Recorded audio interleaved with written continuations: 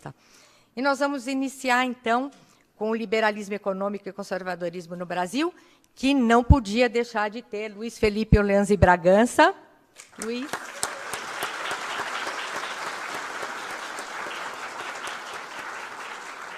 O professor Paulo Moura.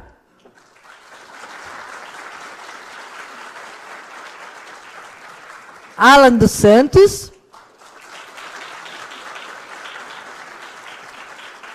Bia Kicis.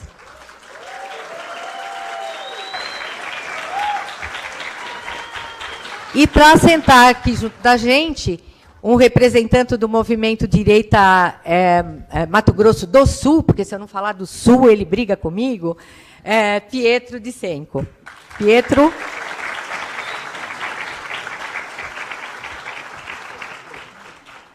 O Luiz, então, vai fazer consolidado, aí, a visão dele, uma síntese do tema, para depois a gente partir para a interação entre os demais. Luiz.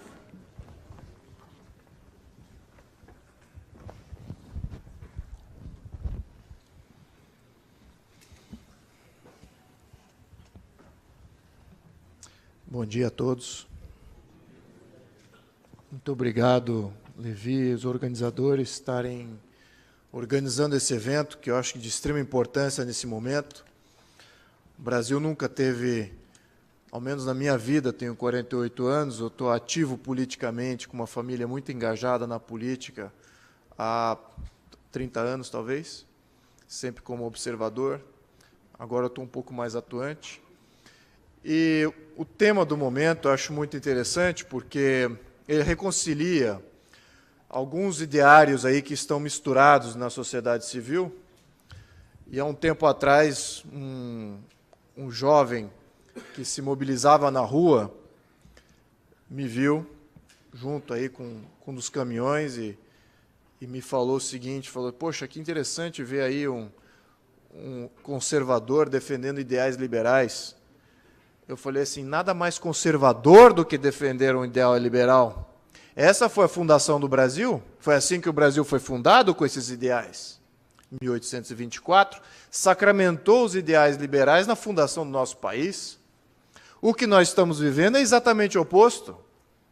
É o artificialismo do Estado que foi criado durante todo o século XX, criando novos ideários, transplantando aquilo que estava inundando a Europa, e implementaram isso no Brasil. Não eram esses os valores brasileiros no início do século XIX, muito pelo contrário.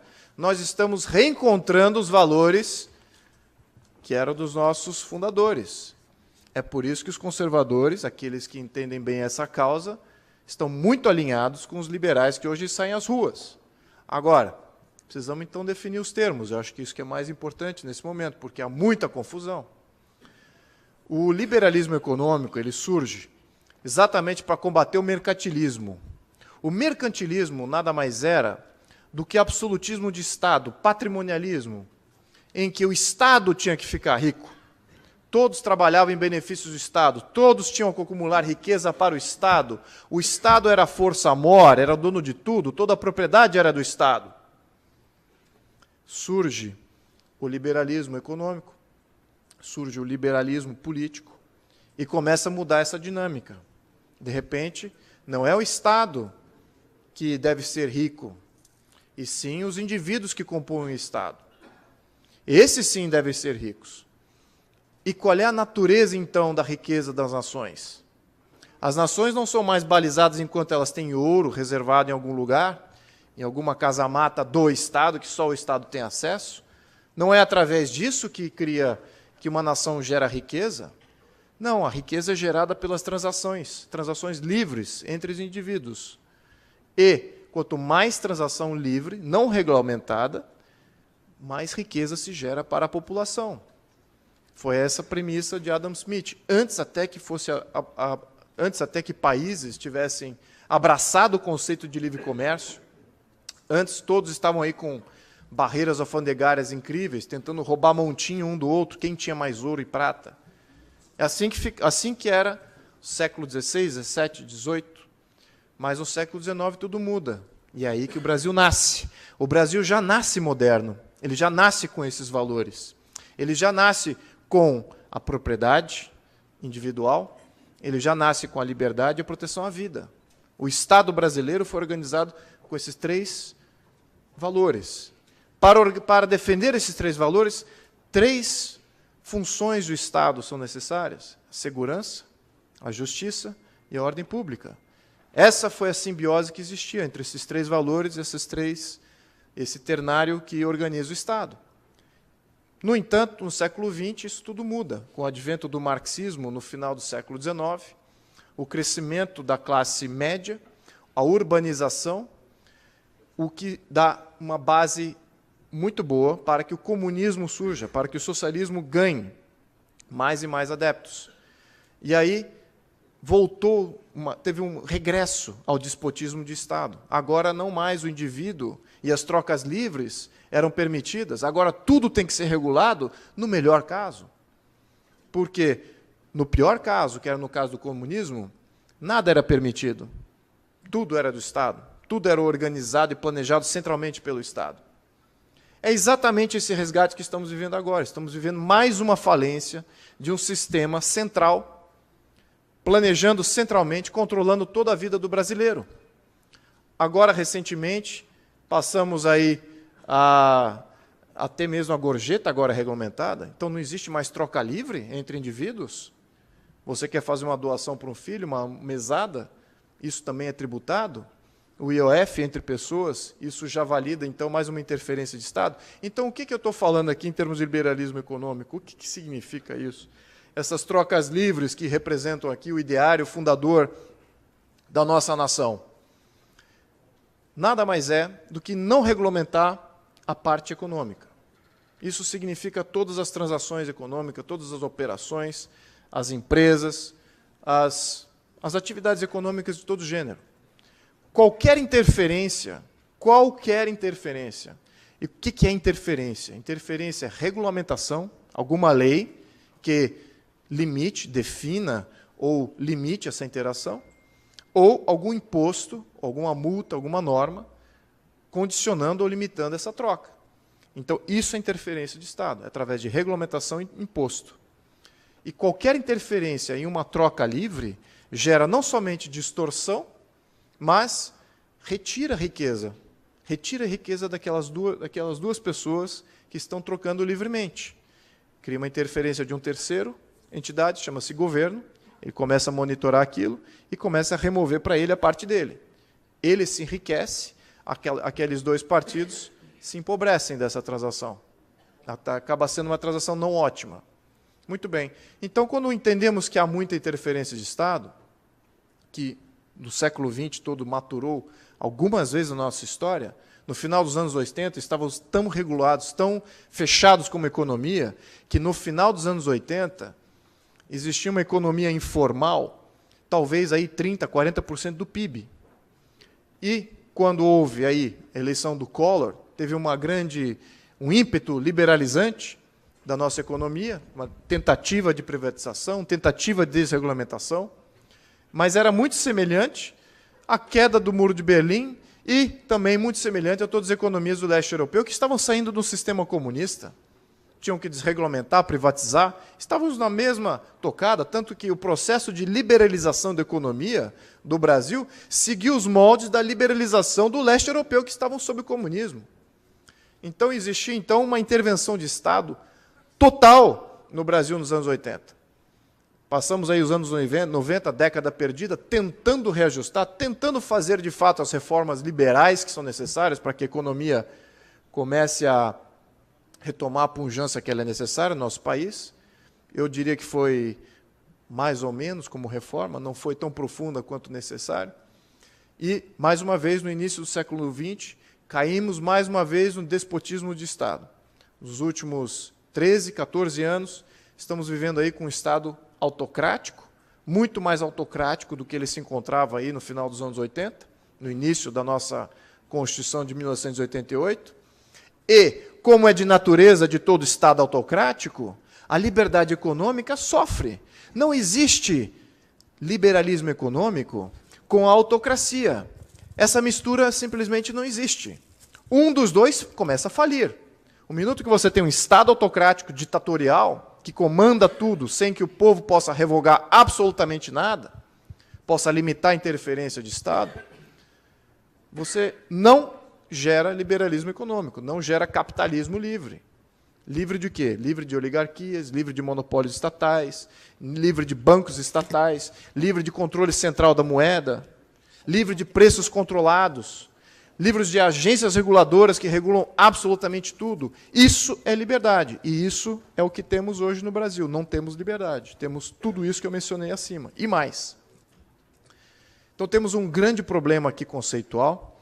Os conservadores que entendem que a fundação do Brasil, e o Brasil foi fundado com esses valores de liberalismo econômico, o liberalismo econômico é a melhor maneira, não é a maneira mais perfeita, mas é a melhor maneira de transferir riqueza para a população, ela que vai aumentar as transações, ela vai diminuir a importância e o peso do Estado e vai mitigar um poder tirânico, a criação de um poder tirânico, que essa foi o primeiro ímpeto de criar uma Constituição. Todas as constituições do mundo, do século XVI em diante, século XVII em diante, foram criadas para mitigar tirania.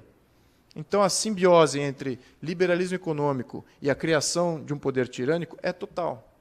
Não existe como você desvincular um do outro. Então, hoje, o que temos hoje, exatamente nesse momento? Temos um Estado que se torna cada vez mais autocrático, cada vez mais regulador, acabou de passar um aumento de imposto na gasolina, o povo brasileiro nem entendeu o que era para reagir. Já está acostumado à tirania de Estado. Outros povos envolvidos, que têm mecanismos para se defenderem, já estariam dizendo, isso aqui é uma interferência na nossa vida, está roubando da nossa poupança e transferindo aí para o buraco sem fundo do governo. E é exatamente aí onde temos que agir. Então, temos que entender exatamente o que estamos defendendo aqui. São valores de liberdade, são valores de propriedade, são valores de uma sociedade rica e influente que precisamos criar. Eu vou repetir, é uma sociedade rica e influente que precisamos criar.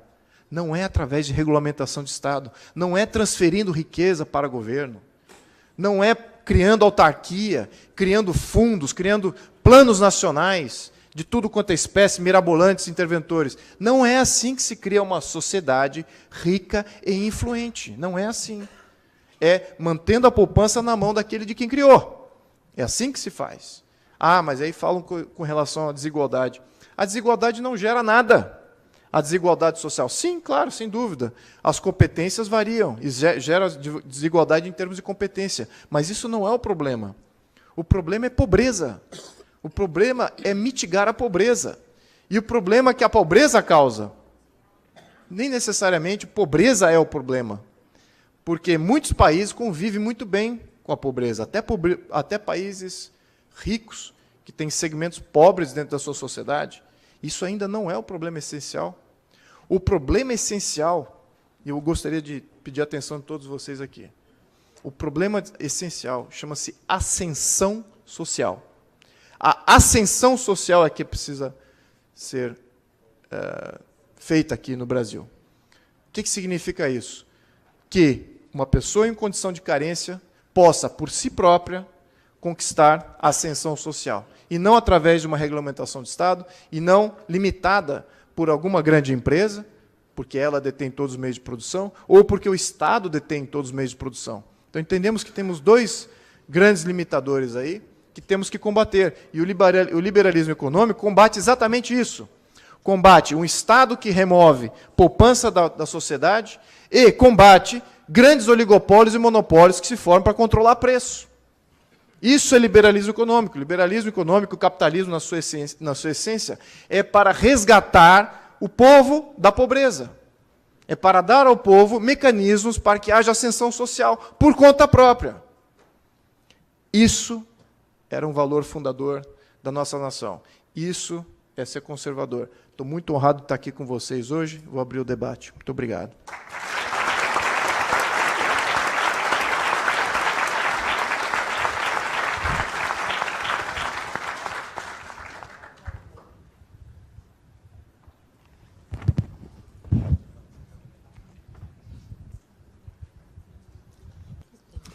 Bom dia a todos, obrigado pela oportunidade. Dado o formato aqui do evento, eu preparei aqui algumas falas que são complementares às do Luiz, e eu gostaria de me referir não ao momento fundacional, mas ao momento e às circunstâncias como o Brasil foi descoberto como nação. Foi descoberto no período mercantilista, né, desenvolvimento da Europa, 1500, e este período era um período, digamos assim, de nascimento do capitalismo e que ocorreu em associação com o Estado no momento da formação dos Estados absolutistas. E, ao contrário do que aconteceu normalmente na sequência que deu origem à formação das nações e ao surgimento do Estado, como resultado de um processo de organização da sociedade, no Brasil o Estado nasceu primeiro. O Brasil é um empreendimento estatal. Ou seja, o Estado português, quando chega aqui, era um dos estados mais modernos e desenvolvidos a seu tempo, e se instala num território onde havia uma população nativa desprovida de condições, pelas características culturais da população indígena, né, de constituir um processo de desenvolvimento que desse origem ao Estado. E isto produziu uma marca genética central para a nossa nação. Ou seja, as elites que conduziram a construção do Brasil o fizeram com a noção de que era justo e legítimo valer-se das posições no Estado para benefício próprio. Enriquecer-se valendo das posições no Estado. E aqui não estou falando necessariamente de corrupção. Estou falando de algo, digamos assim, do ponto de vista dos valores morais, conservadores, liberais, algo imoral, né? Porque o indivíduo que ocupa uma posição de Estado, ele tem uma vantagem competitiva em relação ao indivíduo que não está ocupando posições de Estado do ponto de vista da sua iniciativa própria para produzir riqueza e assim por diante. E esta marca genética nos acompanha até os dias de hoje. Esta configuração estrutural da nação brasileira, a sociologia chama de patrimonialismo. É um híbrido entre o feudalismo e capitalismo. É uma estruturação política, social, econômica e cultural da nação, na qual o Estado predomina como agente político que determina os rumos da nação. O Estado, ou seja, leia-se, uma casta constituída de indivíduos que ocupam posições no Estado, que se aliam a agentes econômicos privados para vampirizar o Estado, se valer dessa aliança entre um setor da economia e da sociedade que captura o Estado, se alia a esta casta burocrática que o dirige, em detrimento de toda a sociedade, tolhendo a livre iniciativa, tolhendo a liberdade individual em todos os seus sentidos. O pior deles, porque essa é a causa da pobreza de boa parcela do povo brasileiro, é que os recursos que o Estado extrai da sociedade na forma de impostos são drenados para estes segmentos que se aliam para vampirizar o Estado. Drenados na forma de subsídios do BNDES, por exemplo. Quer dizer, se um banco público destina crédito mais barato para escolhidos pelo governo, o que está por trás disso? Este banco, ou o governo, pegou o dinheiro emprestado a preço de mercado, jogou dentro do BNDES, e o BNDES vai escolher na sociedade quem são aqueles que vão receber o dinheiro dos nossos impostos a um juro mais barato. E a diferença entre o juro mais caro que o governo pagou para captar esse dinheiro e o juro mais barato que ele concede àqueles a quem ele empresta é paga por nós. Então, há um discurso, há uma visão cultural no Brasil que o BNDES é uma coisa boa porque promove o desenvolvimento, quando, na verdade, o BNDES deveria ser extinto. Porque o que ele faz é um programa de transferência de renda ao contrário do Bolsa Família. Né? Tira dinheiro de todo mundo para destinar a meia dúzia de amigos do rei. E o Estado, a sociedade brasileira, está cheia disso, por todos os lados. Então, acabar com essa estrutura patrimonialista, deslocar o Estado desta posição central que ele ocupa na economia, na política, na vida social e na mentalidade da população brasileira, é o nosso desafio central. E o mais interessante de tudo isso, gente, é que nós nunca estivemos tão perto desta oportunidade. Nunca estivemos tão perto dessa oportunidade. E aí temos que agradecer ao PT. Porque ao quebrar o Estado, ao elevar estas práticas patrimonialistas ao estado da corrupção pura, numa dimensão tal em que eles conseguiram quebrar o Estado brasileiro, quebrar uma das maiores petroleiras do mundo, isso não existe, não tem parâmetro na história. Quebrar uma empresa de petróleo não tem parâmetros na história. O PT facilitou para nós o trabalho de explicar à sociedade, de tornar tangível, compreensível ao cidadão comum este mecanismo do assalto, aspas, legal, mas imoral, que se pratica no país sob a máscara do patrimonialismo. É fácil hoje nós chegarmos para o cidadão comum e explicarmos que quando existem 14 milhões de desempregados e aqueles que conseguem preservar os seus empregos no setor privado estão tendo perda de renda, que é injusto que os funcionários públicos recebam aumentos reais de salário. Que é injusto que os doutos procuradores da República, os nossos heróis da Lava Jato, queiram receber um aumento de 16% nos seus salários, por mais importante que seja o trabalho investigativo que eles estão fazendo na Lava Jato. Alguém vai pagar essa conta. E somos todos nós, do lado de cá, de fora do governo, que com o nosso trabalho geramos riqueza, pagamos impostos e pagamos esta conta. Paulo, oi. Já que você falou do BNDES, gostaria de te fazer uma pergunta. O BNDES, há mais ou menos... Estão ouvindo? Não. Ligou agora. O BNDES, há mais ou menos uns 15 dias, anunciou a compra da empresa de água e esgoto do Rio de Janeiro. E o que eu li, né, na mídia é que ele comprou para recuperar e depois vender. Bom, em primeiro lugar, eu não sei se isso é legal ou não é legal, acho que a Bia e o Luiz Felipe podem responder isso depois, mas, independente de ser legal ou não, ele é um banco de fomento, ele não é um banco de recuperação de empresa.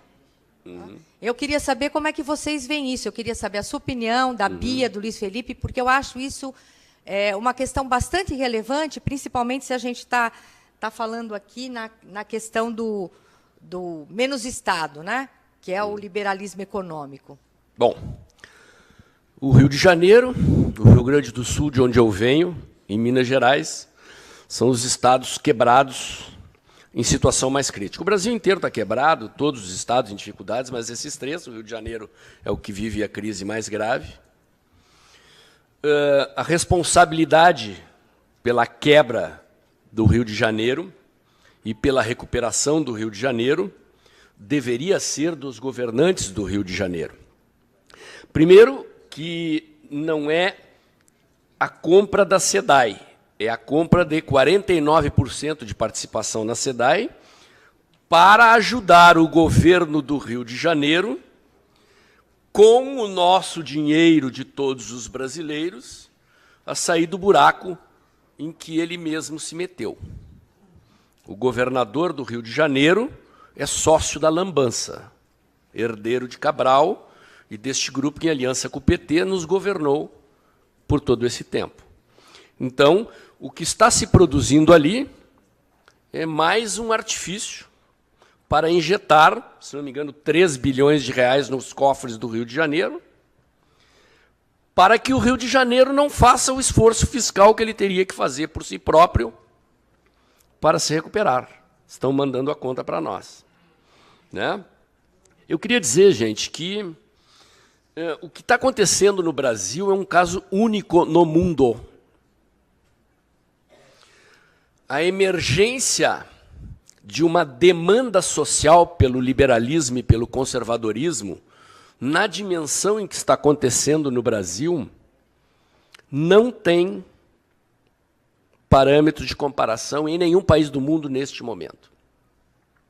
A recuperação dos valores liberais que fundaram a nação, conforme referia o Luiz Felipe, surgindo como uma demanda que veio das ruas, é algo inédito.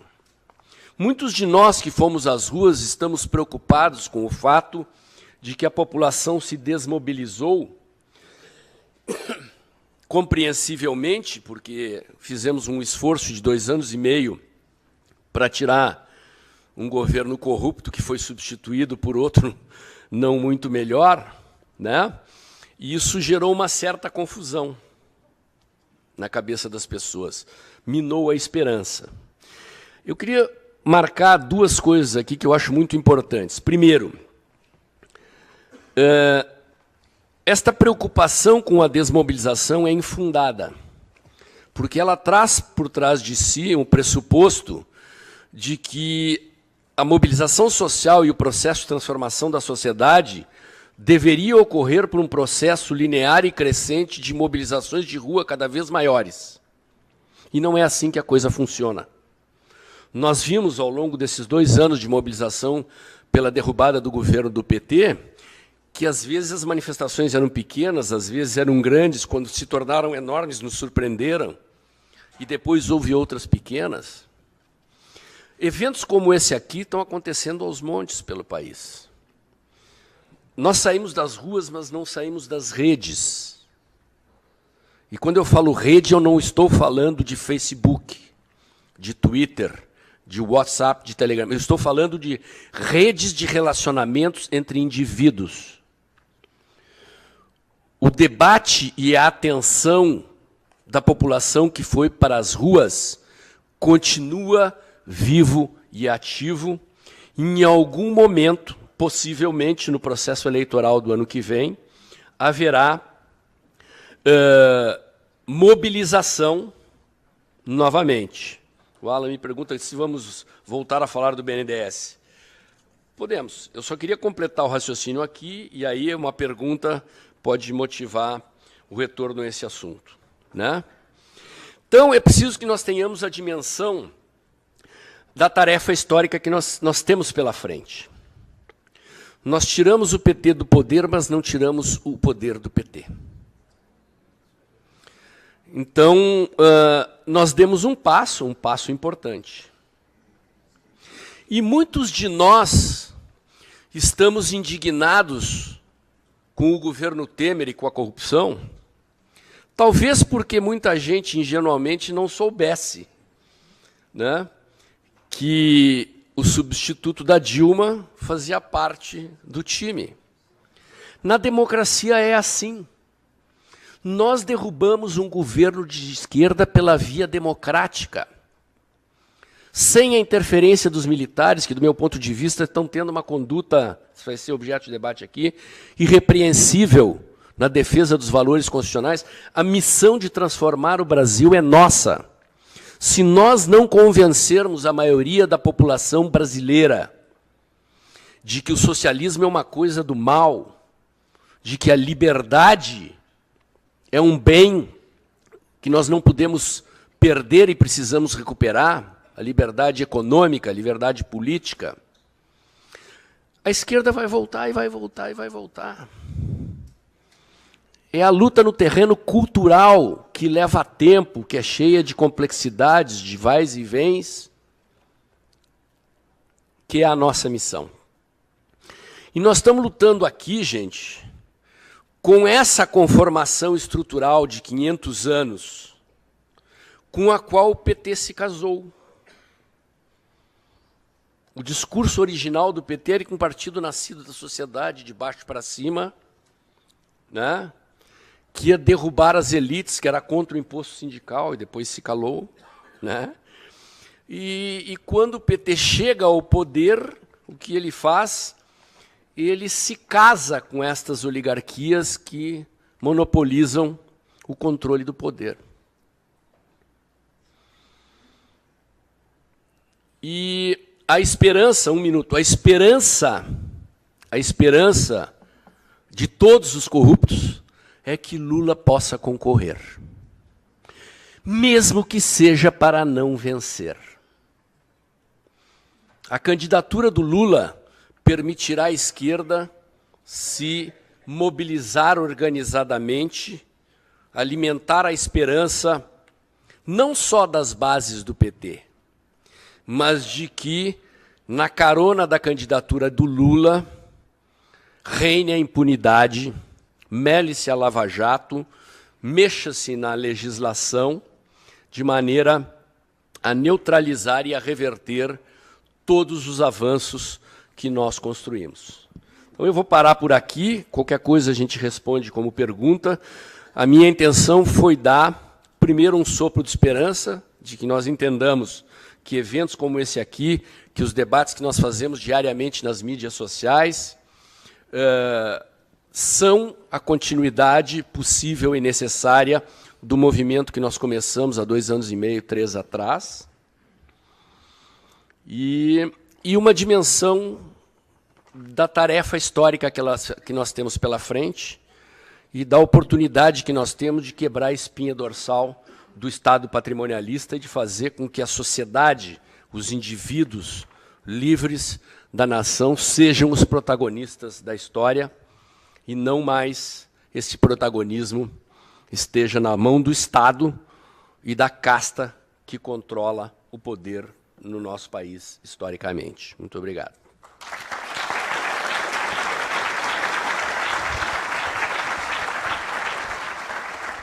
Se alguém tiver alguma pergunta, as meninas vão distribuir aí os formulários, vocês podem fazê-la e passar para a gente, nós vamos passar para os palestrantes, e se a gente não conseguir responder todas aqui, se for direcionada a algum específico, nós passamos para eles, coloquem seus e-mails e eles responderão para vocês, tá?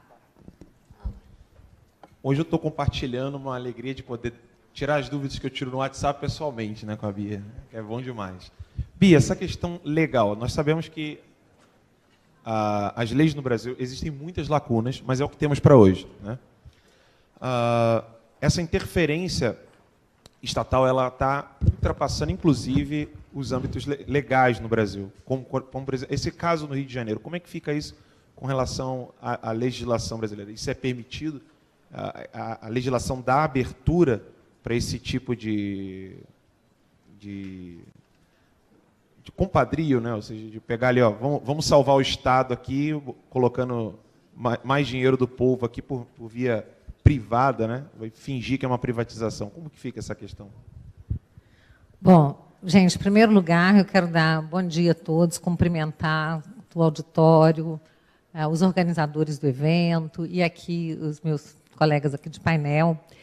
Dizer que eu estou muito honrada de fazer parte desse painel e me sinto um pouco no modelo do Caia na Real, que é um programa pelo Terça Livre que eu tenho com o Luiz Felipe, Orlando Bragança e o Tom Martins.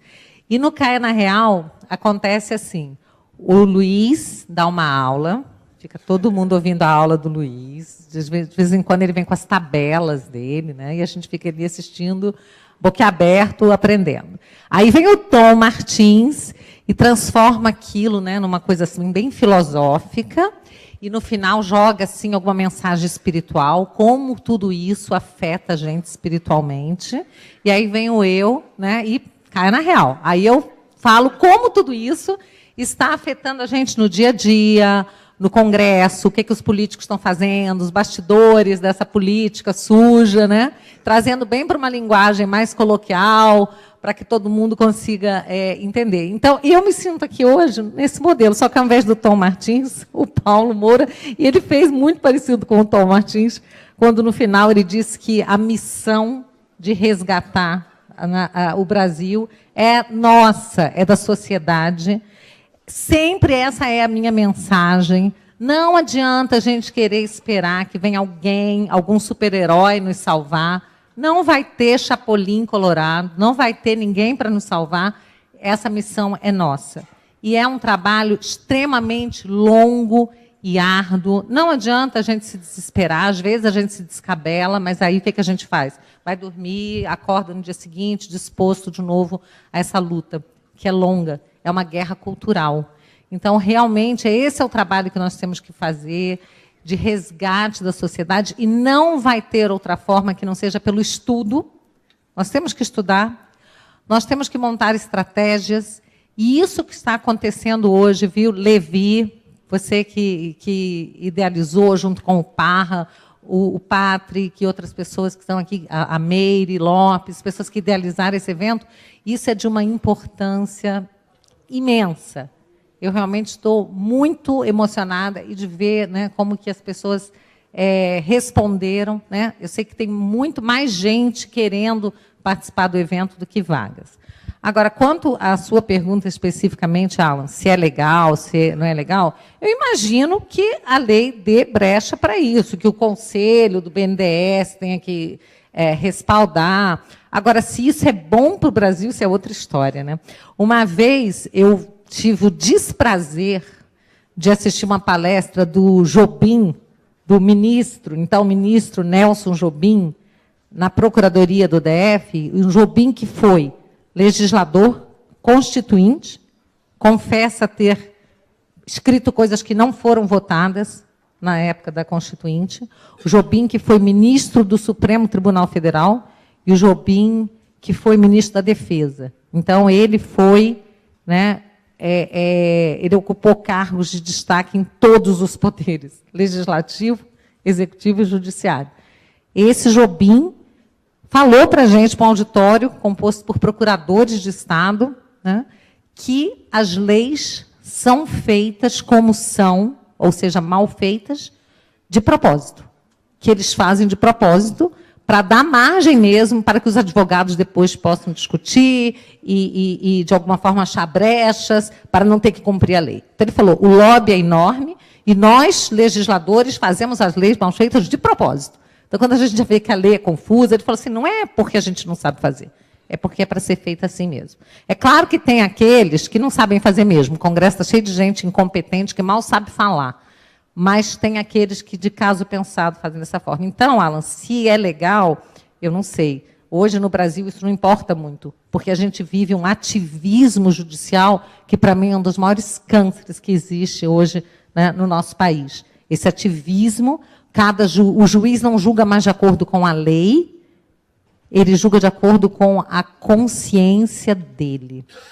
E foi uma coisa, inclusive, que eu denunciei quando o ministro Fachin, eu normalmente chamo de ministro Fachin, mas vamos lá, o ministro Fachin, ele, quando tomou posse no Supremo Tribunal Federal, ele não jurou cumprir a Constituição, gente. Até a Ruth, a minha irmã, né, tinha gravado, me mostrou, eu fiquei chocada, eu fiz vídeo denunciando no Revoltados Online. Cadê o Marcelo, meu amigo Marcelo Reis?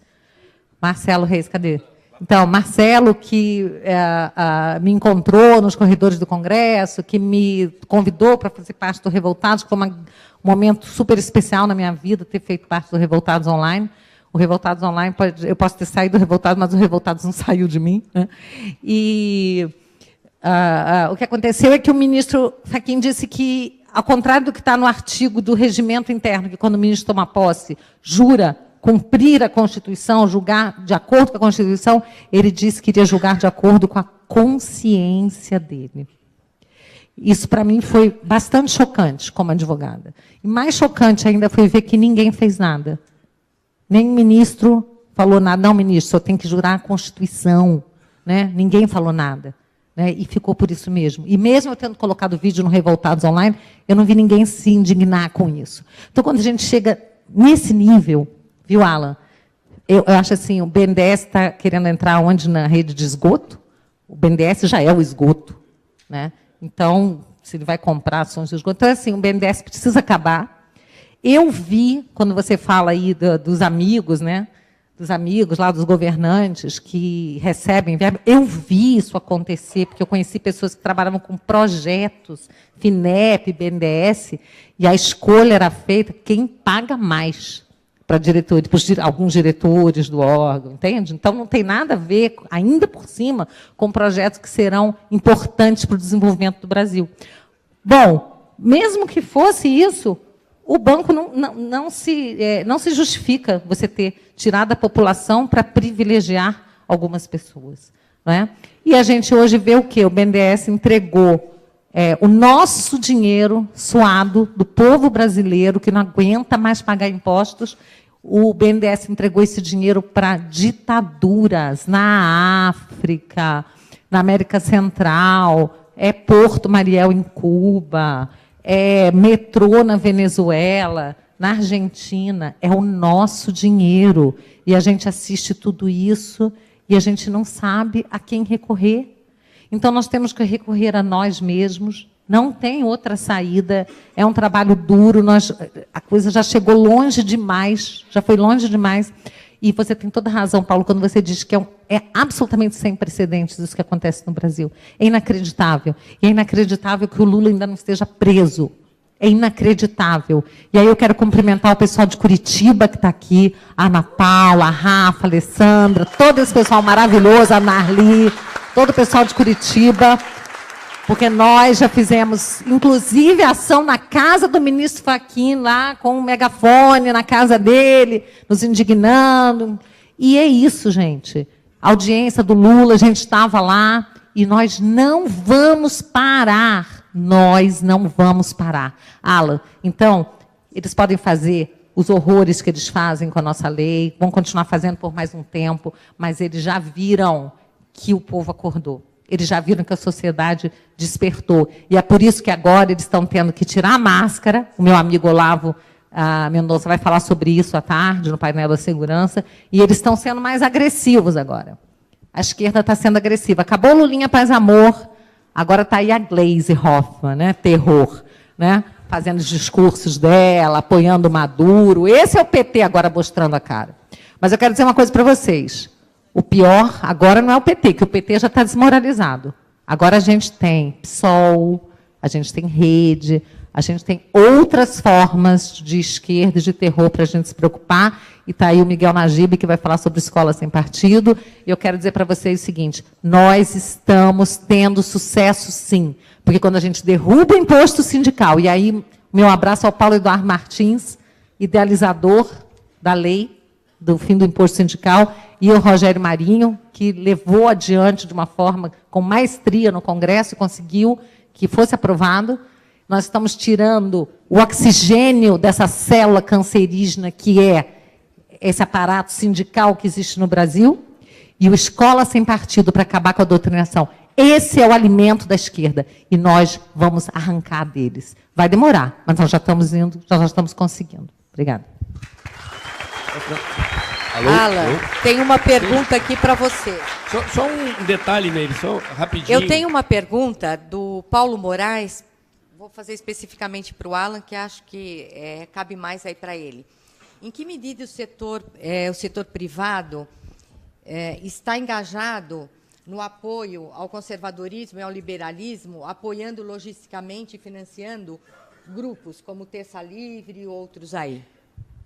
O setor privado Nada, né? Porque, se vocês não sabem, o Terça Livre quase quebrou porque vendeu muita caneca, né? Eu nunca vi isso no mundo, né? Quase quebramos porque vendemos muito. Dá para acreditar numa coisa dessa? É sério isso. Por causa dos Correios, monopólio dos Correios, por causa dos impostos e por causa que a gente ia sair de MEI urgentemente, em 2 meses. O setor privado hoje no Brasil, inclusive, eu queria fazer essa pergunta para o Luiz Felipe, porque o que acontece? No Rio Grande do Sul, do lado do prédio onde eu morava, tinha uma moça que abriu uma cafeteria, né? E ela iniciou ali uma cafeteria bem pequenininha, com suquinho, salgadinho, e ela ia quebrar. Ela teve que voltar a trabalhar numa empresa para ganhar um pouco menos, para sair do risco, não cair nesse problema. Hoje, o Terça Livre, qual é o apoio privado que nós temos hoje? É o povo. Nós temos o Apoia-se, e as pessoas hoje pagam a nossa jornalista, pagam o nosso web designer, mas é o povão. Não tem nenhum sistema privado querendo ajudar. O sistema privado hoje tem medo de se envolver com grupos que são militantes mesmo, né? Que nós somos militantes, então tem medo da imagem ficar vinculada. Acontece o que aconteceu com o Uber, né? O Uber tinha tudo para poder ganhar força no Brasil, mas não quis se misturar, né, com a direita, ou os conservadores, ou qualquer coisa do tipo, ou os liberais. Resultado é isso. Há incentivo a trabalhos culturais, políticos, inclusive trabalhos liberais. Não tem. Tem-se pouquíssimo. As meninas cantoras de Petrópolis acabou. Por falta de apoio. Todo mundo conhece as meninas cantoras de Petrópolis? Todo mundo sabe que aquele trabalho é excelente? Acabou, simplesmente acabou, porque não tem apoio privado, não tem empresário que queira acordar, falar assim, olha, alguma coisa está acontecendo, a gente precisa apostar nesse pessoal aqui. Não tem. E aí, posso puxar uma pergunta aqui para o Luiz Felipe? Pode sim, eu tenho uma outra aqui que eu vou te dar. Daqui que eu leio depois. Deixa eu só perguntar essa para o Luiz Felipe. Diante desse problema hoje, não dá para implodir Brasília, embora é o meu sonho. Né? Como resolver esse problema dessa mulher que eu vi com meus próprios olhos, tendo que fechar a cafeteria dela, porque ela não tinha mais como ir adiante, e ter que voltar a trabalhar numa empresa ganhando menos, mas saindo desse risco? Como mudar esse quadro no âmbito municipal ou estadual? Como que é possível fazer isso? Bom, obrigado pela pergunta, porque eu também sou um pequeno empresário. Eu acho que todo pequeno, médio empresário, empreendedor que está iniciando a sua empresa, ou trabalhador que quer deixar de ser trabalhador e partir para o empreendedorismo e ser seu próprio patrão, ele se depara com o Brasil. O Brasil não é amigo dos empreendedores, dos pequenos empresários e das pessoas que contratam 80% da força de trabalho brasileira. Ele se depara com o Brasil que é funcionalismo público e o Brasil que quer grandes empresas contratando, porque através das grandes empresas é que eles conseguem validar suas regulamentações. Somente as grandes empresas conseguem pagar uma CLT na íntegra sem ter um grande problema. Bota lá, porque eles comandam o preço. Então, qualquer ineficiência que a CLT crie, eles transferem para o preço, aumenta o preço, muito bem, domina o mercado. Qual o problema? Posso até encarar muito mais, eles são até amigos dos sindicatos. Então, os grandes empresários, a cabeça dos grandes empresários, ainda, eu nem diria que ainda, eu acho que eles são, de fato, um grande inimigo do povo livre do Brasil. Tá? Os grandes empresários, a cabeça deles, tem que mudar em prol, tem que abrir mão dos seus controles de mercado, seus controles setoriais. Cada segmento de economia tem um grande empresário dominando com o dinheiro do BNDES. Aí a coisa fica simples para eles, né, de serem convenientes com como o governo pensa. O governo sempre pensa em prol do próprio governo. Então tem essa simbiose que ela só é mitigada, não é necessariamente pelo pequeno empresário. É aí onde a sociedade como um todo precisa se revoltar contra essa simbiose, porque ela não trabalha em prol da sociedade, trabalha contra. Agora, como no nível municipal, que é mais pontuando aqui a sua pergunta, como no nível municipal podemos entender o que é, de fato, esse problema, como você fomentar pequenos empresários e mitigar as ações regulamentares. Bom, primeiro ponto, identificar quais são os tributos que uma pequena empresa paga que são municipais e ver aonde que a municipalidade pode agir, mostrar, literalmente, ter transparência completa do seu demonstrativo de resultado e mostrar o quanto, da onde vêm os impostos. Tem impostos que são municipais, tem impostos que são estaduais, tem impostos que são federais.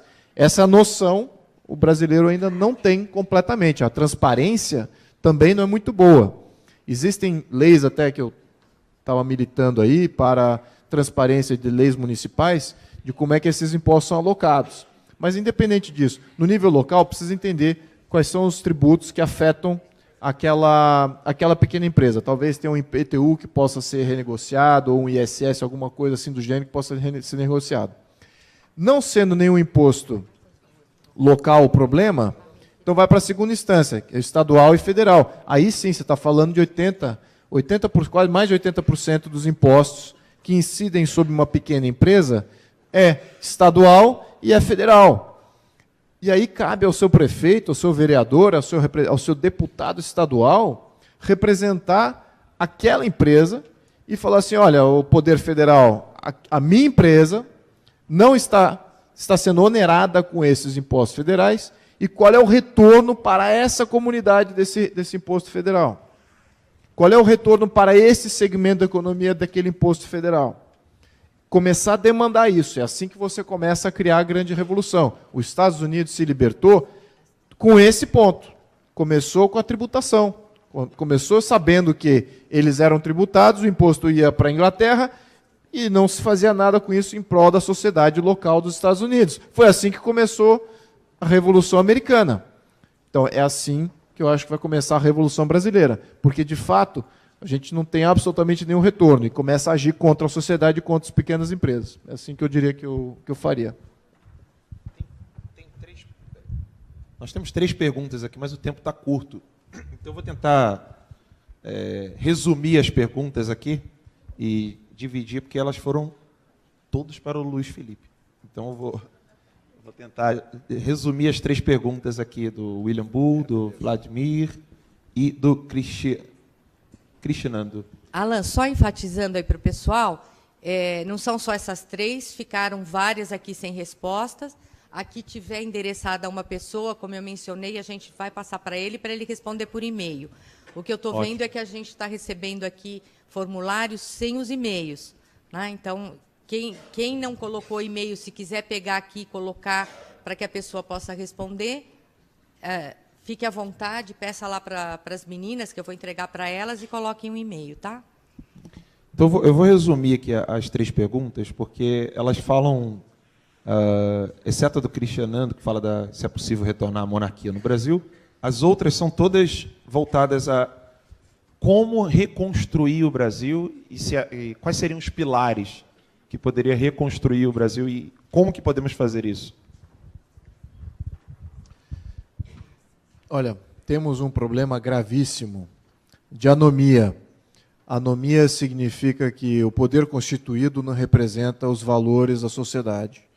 O poder constituído do Brasil, ele simplesmente não tem sintonia alguma com os valores que a sociedade gostaria de ver. Aliás, toda a sociedade aspira por uma série de valores que são universais.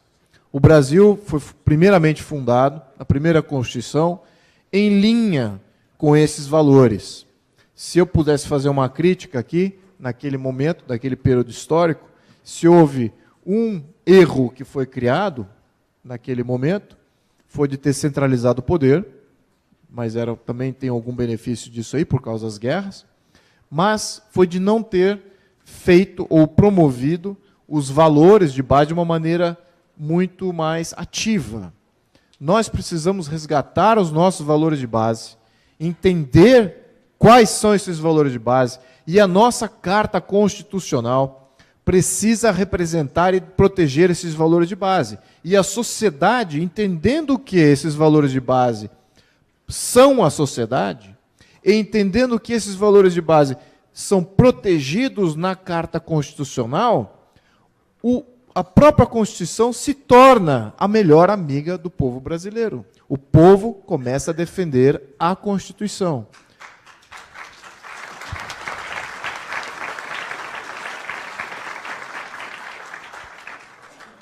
Como nós hoje convivemos com valores que são externos à nossa sociedade, à nossa naturalidade como ser humano, esses valores são, portanto, artificiais. Toda a organização do Estado é artificial. Toda ela tem que ser justificada com uma narrativa. Ah, porque existe isso, porque existe desigualdade, existem defeitos na sociedade, precisamos corrigir os defeitos da sociedade brasileira com o Estado, com organização, com autarquia, com intromissão. É isso que vivemos hoje, é um artificialismo de Estado. Então, no minuto que nós entendamos que é isso que temos que combater, e que a nossa Carta Constitucional precisa representar os nossos valores de base, aí sim, agora, quais são os nossos valores de base? Aí é que começa um debate que eu acho muito interessante. É isso, e aí é onde é o debate fundamental nosso como sociedade. Porque os nossos valores de base, na minha concepção, que são os valores judaico-cristãos, a liberdade, a propriedade, a estabilidade. Então temos aí valores de base que são iguais a todas as nações desenvolvidas do mundo. E qual é a distinção? A distinção, na minha opinião, é exatamente essa. As constituições e a organização de Estado desses países desenvolvidos representam a sociedade. E isso cria uma simbiose fortíssima. É difícil de você ter uma quebra institucional como nós estamos vendo aqui no Brasil, e que, aliás, nós vemos com tanta frequência. A cada 20, 30 anos temos aí uma ruptura de governo, de sociedade, de economia, exatamente por causa disso, porque o artificialismo inicial de criação daquela Carta Constitucional de 1988, que é a nossa atual, não vale mais. Aquela ideia inicial de Estado em 1988, olhando para frente, já expirou. E por causa exatamente disso, foi criado um artifício, uma ideia, um conceito, e a maioria dos constituintes sabe, o próprio Temer já até fez comentários, pois é, a cada 20, 30 anos nós temos uma revisão constitucional completa. Não é assim que se cria uma sociedade rica.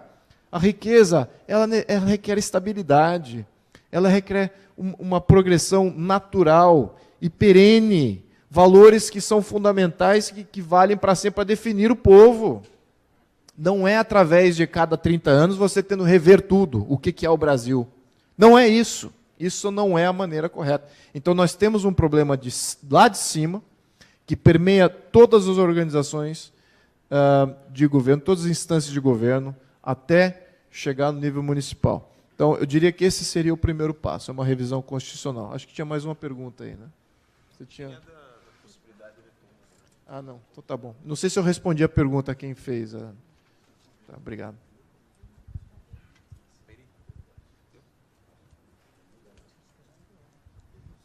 Infelizmente, acabou o nosso tempo com esse painel. Eu agradeço muito a Bia, ao Paulo, o Luiz Felipe, o Alan. A Bia e o Alan vão voltar em outros painéis. Obrigada, gente. É sempre muito bom ouvir todos eles. O Luiz Felipe tem nos dado muitas lições. Eu aprendi muito com o Luiz Felipe e eu acho que esses encontros eles têm que se repetir muitas vezes para que a gente continue evoluindo, entendendo mais como é que a gente pode ajudar nosso país, né?